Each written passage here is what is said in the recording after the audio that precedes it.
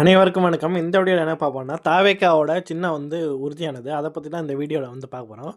விஜயோட தமிழக வெற்றி கட்சிக்கு விசில் சின்னம் தேர்தல் ஆணையம் மூலம் ஒதுக்கப்பட்டுள்ளதாக தகவல்கள் வெளியாகியுள்ளது.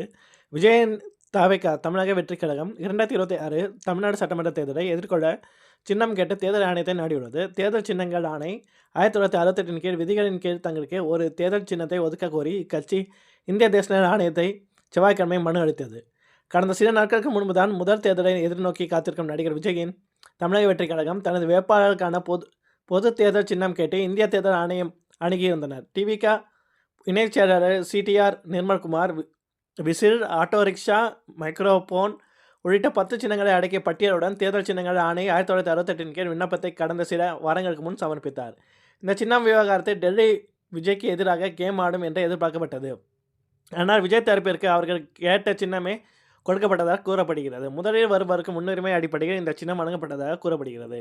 விசில் சின்னத்திற்கே கட்சி அதிக முக்கியத்துவம் அளிக்கிறது. அது 2019ஆம் ஆண்டு விஜய் நடித்த பிகில் திரைப்படத்துடன் தொடர்புடையது. எளிமையான, மக்கள் சுலபமாக தொடர்பு கூடிய, விரைந்து வாக்காளர்களை சென்றடையக்கூடிய சின்னமே கட்சிக்கு தேவை என்று விஜய் கருதுவதாக கூறப்படுகிறது. சமர்ப்பிக்கப்பட்ட 10 சின்னங்களில் 7 புதிதாக பதிவு செய்யப்பட்ட கட்சிகளும் கிடைக்கும் இலவச சின்னங்கள் 3 சுயமாக உருவாக்கப்பட்டவை ஆகும்.